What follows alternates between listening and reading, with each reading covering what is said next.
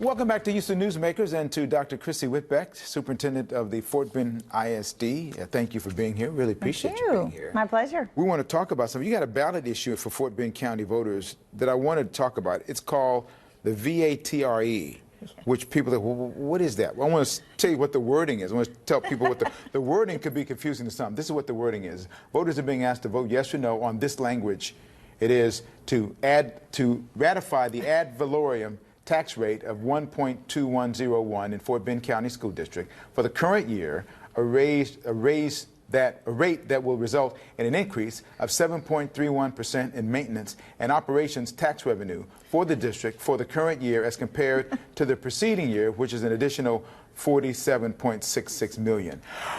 What does that mean? I know, it's like calculus, right? Yeah. Yes, ballot language is one of our challenges, I think, in our state. And you were perfect at the way you started it out. Ratifying the ad valorem tax rate, half of America is lost in the first few words. Yeah. So it's been a challenge because we're not used to VATREs. We're used to bond elections, especially in Fort Bend because of all the growth over the last decades, and most districts. But VATREs are a little bit different. They're about asking voters to consider a tax rate adjustment to the maintenance and operations side of the house, which is the part that pays salaries and utilities and materials, as opposed to building buildings.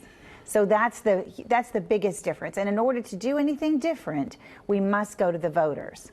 But from what I was reading, it said that the tax rate now, the vote would be to maintain the same tax rate. Yes. So I know in the words that you just read said increase 7.31. And that's one of the things, again, that I'm really hoping that our legislators will work on this particular session, because this is happening across our state where it's confusing to people. Even if I were to lower the tax rate, the word increase would still be there. But I can kind of explain it a little bit. Basically, for the last several years, because of property growth value increases. So you have a house, I have a house, your values have gone up, right? And so because of that, the state legislators are telling the districts that they must compress or push down the rates. So for example, Fort Bend ISD, 3 years ago, our rate was $1.34, and we're now at $1.21. So we've compressed it 14 cents already. Well, now the state is saying you have to compress it or push it down another 5.5 cents.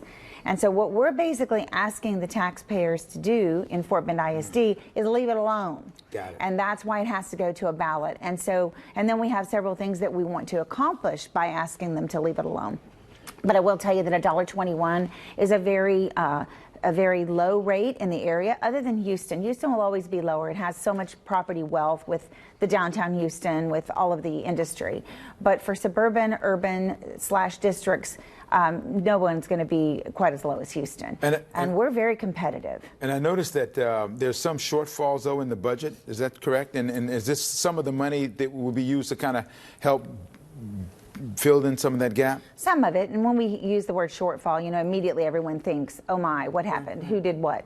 But really, I've been here a year now, and I've really been doing some tracking on what exactly are the expenditures that have caused it to be upside down. Well, one was COVID, and after COVID, Fort Bend ISD lost 2,000 students that we weren't held harmless for. The first 2,000 we were, but not the 21 year.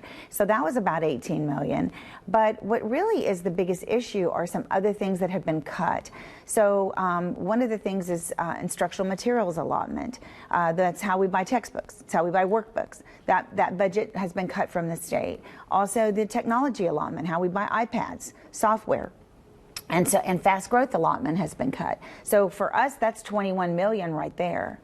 And then, Kimbra, one of the things I think is just something we all need to know, whether we're in Fort Bend ISD or in nearby districts, is there is an increase in children with special education needs. And special education children, they may only need a little bit of therapy, a little extra help, but they may need a one-on-one aid. And so the cost to educate them has skyrocketed. And that in Fort Bend ISD alone is $36 million that we're spending to educate our special needs children. than what we're getting from the state to serve them. So right there lies our challenge. And if I ask my neighboring superintendents, they're all seeing the same thing, a huge rise in our special ed populations. So what I want to do is I want you to stay and do an extra with me, and we call it Newsmakers Extra, a little extra outside of the program here, because there's a little bit more that I want to get into than the time we have available for this. Will you do that? I'd be glad to. Dr. Christy Whitbeck, thank you for this. Thank you for the time and explaining what we are hearing so far. We're going to do more coming up, but in terms of what we need for the district, I look forward to seeing what the voters have to say on Tuesday. It's tough. It's something very different, but no one's done it in Fort Bend ISD before, but 76% of the districts in the state have. We just haven't. All right, we'll talk more about that in the extra, because I want to know about your priorities. Yes, what we're going to use other things. Exactly. Thank you.